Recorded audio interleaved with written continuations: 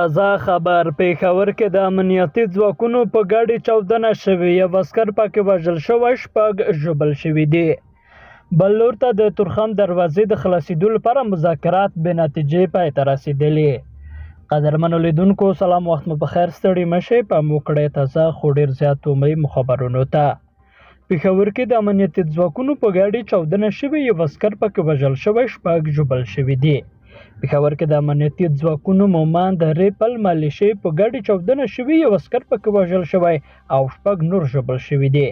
قدرمنو لیدونکو د خبر پاتې جزئیات به په راتلونکو خبري سرویسونو کې ستاسو لپاره وړاندې شي.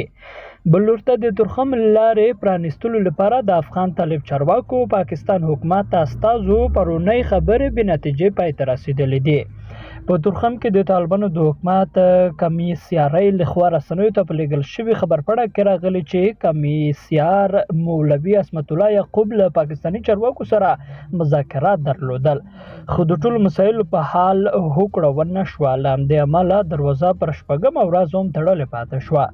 د سپتمبر پر 6مه په تورخم کې د پاکستاني ځواکونو او افغان طالبانو ترمنځ هغه وخت نښته وشوه چې د پاکستاني چارواکو په وینا طالبانو له شویو موافقو څخه د سرغړونو په ترڅ کې یوه پوسته جوړوله، خو د طالبانو بهرنیو چارو وزارت د سپتمبر پر 9مه ویل چې طالب سرتیرو یوه پخوانۍ پوسته رغوله چې پاکستاني پوځیانو پرې ډزې وکړې او بیا یې تورخم لاره وتړله.